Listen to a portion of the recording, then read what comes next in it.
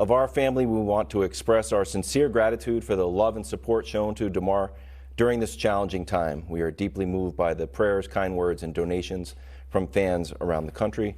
They continue thanking the University of Cincinnati Medical Center, also the Bills organization, and Coach Taylor and the Bengals. Your generosity and compassion mean the world to us. Please keep Damar in your prayers.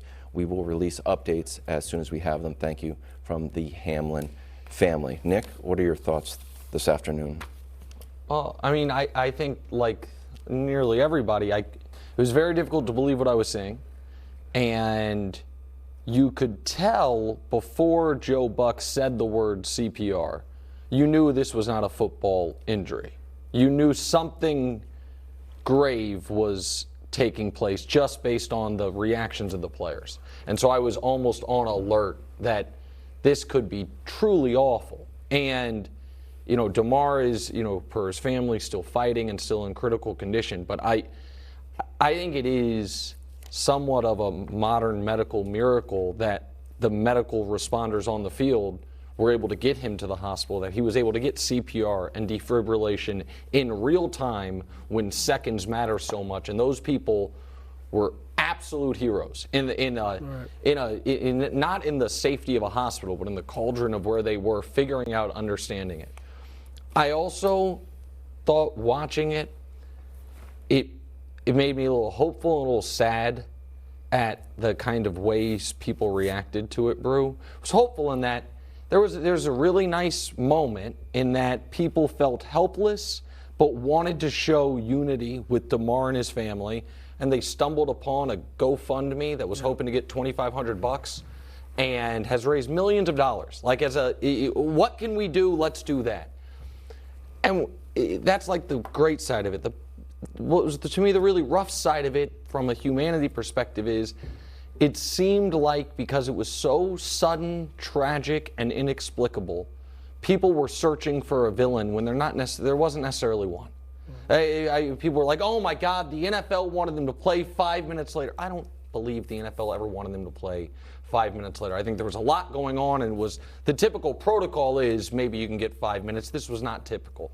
Then people found tweets to get mad at. Then people were mad at the sport of football as a whole. Some people decided to blame modern medicine and vaccines for what was just an inexplicable, terrifying event.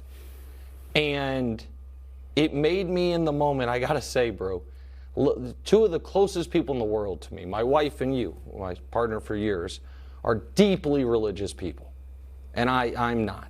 And it made me a little envious in that moment, and since then, that I didn't have like that foundation of there's I don't want to say a greater purpose or a higher power or something, because I feel like at times like this, when there's an inexplicable tragedy, you're almost flailing about, like, why did it happen to this kid in this moment? And then you learn he's such a good kid. And so I don't know if any of that made sense to the audience. I hope it did. But that's how I was feeling watching something we'd never seen on an NFL field before. No, that was well said, Nick. And I had a different perspective when it was happening than you and maybe all of you guys, because I was doing my radio show, The Odd Couple with Rob Parker, and I had the game on but the volume off. So I'm watching it and I see Hamlin down and he's not really moving. And I'm already thinking it's bad because he might have a neck injury. I'm thinking he's going to be carried off on a stretcher or a truck, and that he'll give the thumbs up as he's going off the field. That's what I'm hoping for. And it keeps going on, and I'm kind of looking back and forth between doing the show. And then I start seeing players with tears in there, like Josh Allen, who was tearing up, and Tre'Davious Wright crying, and then it's starting to get real serious. And then you see the whole Bills team praying. And I'm like, oh, man, this is really bad, you know. And so it was the first thing that came to my mind, Darryl Stingley. I was a kid when he got paralyzed. He was a wide receiver. I played wide receiver as a kid. I really, you know, that shook me up, just, wow, you can get paralyzed playing football. But I think, Nick, too, in the moment, there probably were people, fans, maybe some at the stadium, some watching, who were thinking, they should play, or, before they maybe know the gravity of the situation. And as you guys, maybe even now, some people might have been thinking that. You guys know I lost my dad. He died last week. And my dad was 79. He had stage 4 cancer. And when he died, I was off last week. That's made me look at so much that we love and that we talk about like it's of the utmost importance and it's life or death and, the Buccaneers and Tom Brady and all this stuff. And it really made me feel last week like none of that matters. It's not important at all. And so imagine what the players were feeling like. My dad lived a full life, had stage 4 cancer. We could see the inevitable coming. Imagine when you see a 24-year-old teammate. I can't.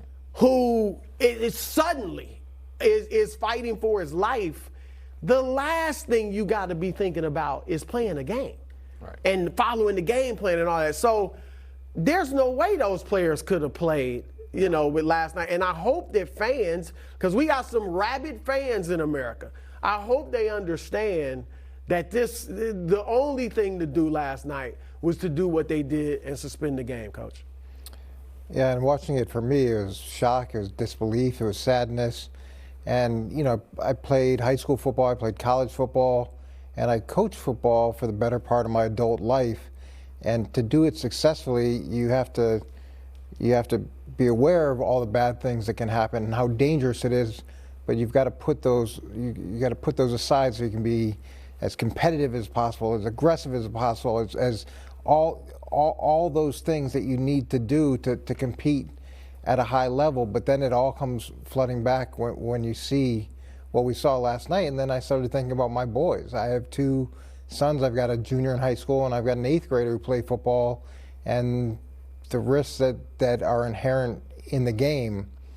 So that was one component. And then the second thing is, however you consume football, whether you're a rabid fan, whether it's fantasy, whether you're gambling, whatever it is, I think sometimes the players and coaches and that world you can get a little desensitized to the human component of it.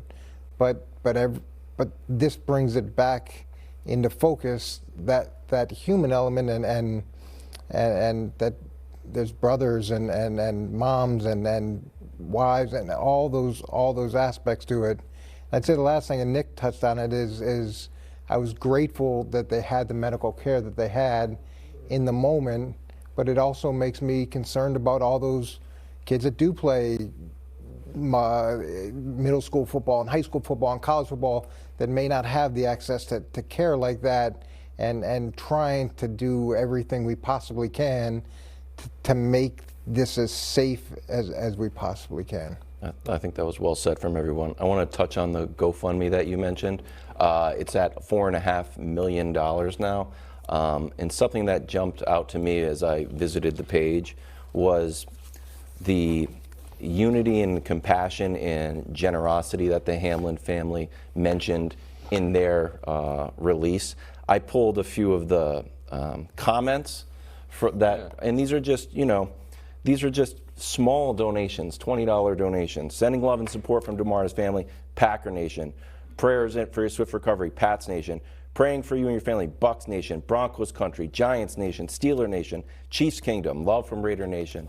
It felt like the entire world of sports really rallied around Damar and are really pulling for him even right now. No, and Brew mentioned something there, and we hadn't said it on the air, you maybe said it on the radio. They didn't like and send him a mean tweet, not knowing going through what he's going through in real time.